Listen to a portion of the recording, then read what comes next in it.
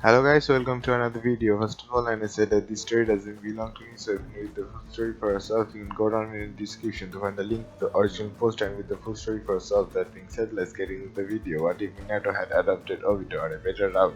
Part 37. Joraya looked over at the kids training and turned to Uncle. So what do you think? Should we let them take it? Uncle pondered. But I just got him. Can't we wait another 6 months? Jorah knew how Uncle was feeling, but he would be through this before himself. So you are saying you will be ready to let them go in 6 months? Uncle was about to say yes, but she knew the truth. No, I wouldn't. I am still not sure they are ready though. I mean, they just made their first kill, for crying out loud. Jorah knew she had a point. True, but what's keeping them as gains actually gain them? They need actual experience, and as long as they are gaining, they wouldn't get it. Uncle muttered it over in her head. I guess you're right. They wouldn't pass that air test with flying colors right now if they had to. They would pass that test with flying colors right now if they had to. Alright, get the papers ready. You know they are gonna flip off because of this. That was one of the things Jorah was most excited about. Yeah, I know. I will go get all the proper forms while you finish up with the training. Don't worry, they are gonna nail this thing. Jorah walked into Obito's office and found him growling over paperwork. I am supposed to be the strongest ninja in this village, but the only battle I have had so far is with that pathetic traitor of a Chunin. The battle I have had so far is with that pathetic traitor of a Chunin. I guess that just means we haven't had any big problems as of late. But it's pretty damn boring around here. But it is still pretty damn boring around here. Jorah was glad he had some good news for him. Not for long. You have got the Chunin exams coming up, and this year you have got to someone to root for too. Obito raised an eyebrow. Really? Who's that? Jorah smacked his forehead. Kakashi, who else? Obito broke into a break smile. Really? You mean you're entering them? Jorah rolled his eyes. No, they are breaking in. No, they are breaking in. Of course they are going to enter. We are going to enter them. Uncle's gonna enter her team and I'm going to enter mine. For a Hokage, you ask some dumb questions. Obito was about to object when a new voice began booming in the room. So, Team 7 and Team 11 will be entering as well. Yush, this is most youthful news. Obito cringed at Guy's enthusiasm. Could you two please wait for the other senses to get here? It isn't official until everyone's here. Guy and Jorah both scratch the back of their head. Right, how long should that be? Obito banged his head on the desk. About half an hour. You guys can help me with the paperwork until then. Jorah started fostering. I never agreed to that. Obito handed them both a stack of paperwork. Too late. If you come here early, then you're going to do paperwork. Guy got a crazy look in his eyes. Yes, I will complete more paperwork than both of you combined. If I can, then I shall do 100 laps around the leaf and on my hands. Jorah and Obito couldn't believe how insane he looked. Right, you have fun with that. Finally, all of the senses arrived and Obito could start the announcement. Alright, everyone, you know the drill. I need your name, your team number, and the name of of your students. Get started. Before long, Joraya was up. Joraya of the Sanin, nominate Team 7, Sasuke, Uchiha, Hinata, Hyuga, and of course, Sai. for the tuning exams. Obito nodded and wrote that down. Alright then. And Team 8, Kuronai walked up. I, Kuronai Yuhi, nominate Team 8. Ikiwa Inazuka, Shino Aburame, and Sakura Haruna for the tuning exams. Obito didn't expect that, but kept on moving. Okay then, Team 9. The moment that guy had been waiting for finally came. I, my guy, nominate Team 9, Neji Hyuga, Rock Lee, and the youthful young Tenten for the tuning exams. Obito cringed at how loud he was right. Team 10, Asuma pulled his cigarette out of his mouth. I, Asuma Sarutobi, nominate Team 10. Shikamaru, Nara, Ino Yamanaka, and Joji Akinishi for the tuning exams. Obito was amazed that there are going to be this many rookies in the exams.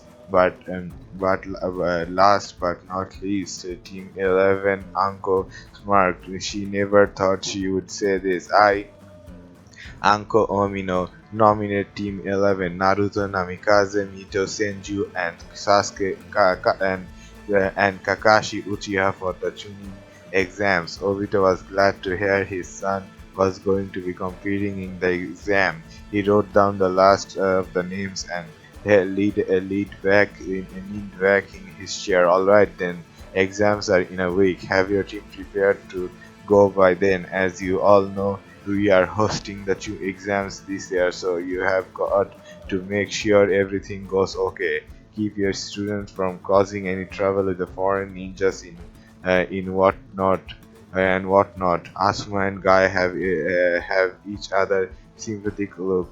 They were more worried about keeping their students hands off foreign ninjas. Shikamaru and Tenten would have their boyfriend and girlfriend here for an entire month, during which they weren't supposed to interact too much. It's gonna be fun.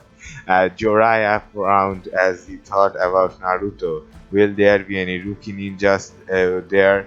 Obito sighed. Yes, and we are keeping a close eye on them and Cloud ninjas as well. Naruto wouldn't be killed or captured by either of them though. We have got too much security for that. Jiraiya had a feeling that would be the case, but just thought to check. He decided to head out. Alright, me and Anko are gonna go tell the Gakis. See you guys later. All the senses nodded left to do the same. Obito looked at his desk, which now had almost no paperwork on it. He would have to get Guy in there more often. Pain really wasn't sure if he liked the sound of Orochimaru's plan.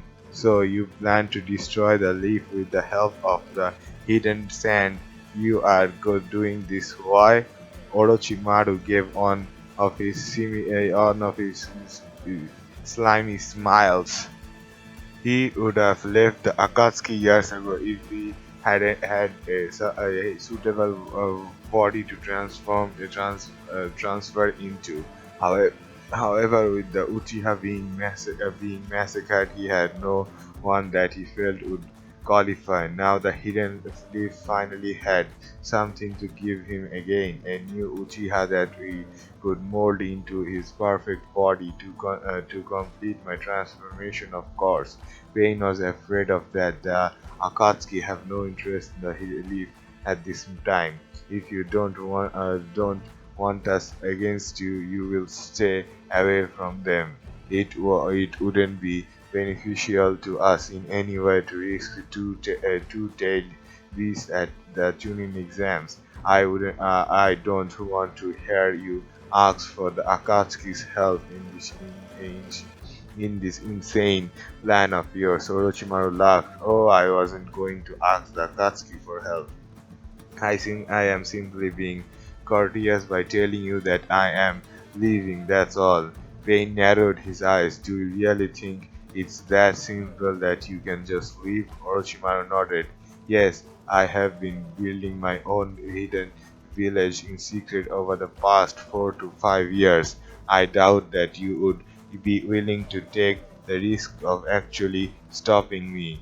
You don't think there is anything more to do to keep you from getting the tail whisked anyways, do you? Do you? To you, I'm not a threat. To you, I'm not a threat. Pain, Pain waited a few moments and then chuckled. I'm guessing you have already got an escape route planned and ready to go at any second. Trying to kill you now would just cause you to use your escape plan. Fine, leave if you want to. You're going to get yourself killed in no time anyways. Orochimaru stood up and went to the exit. We will see about that. Once Orochimaru left, Zetsu came out of his hiding spot. Leader Sama now know about his plans for quite some time. Leader Sama's known about his plan for quite some time. She more or less had the same reaction you did. Orochimaru's too reckless to be any kind of actual problem. He wouldn't get far in the leaf. They are too powerful to be taken down by such a cheap trick. He will most likely be forced to retreat with his tail retreat with his tail tucked in between his legs. Pain didn't seem to really care. Good. Go report to her and tell her about what just happened. We don't want her to think we are trying to keep her out of the loop. I will see you soon. Zetsu nodded and sank into the ground. He was actually happy Orochimaru was gone. Nasty fellow, so I was always throwing things up and thus being generally creepy. Good riddance to get rid of old Snake. Gara and his siblings waited patiently outside of their father's office, rather anxious as to what this could be about. They already knew they were entered into the tuning exam, so they weren't sure what else this could be about. None of them were particularly fond of their father. As they had grown older, they began to understand some of the things their father did, but Didn't approve of them. It was his fault that the Wind Daimyo had started outsourcing ninja from other villages. He refused to work with the daimyo, and before long the daimyo refused to give him any work. The fourth Kazekage was slowly killing the hidden sand by little. Finally, the society walked out. Secretary walked out and sent them in. All right, then your father is ready for you now. Kara and his sibling walked into the office to see their father with a dark smile on his face. Good, you are here. We have got something very important to discuss. Kara sighed. What is it, father? The Kazekage chuckled. We will be assisting the newly formed Eden Sound village in surprise attack on the leaf during the tuning exams.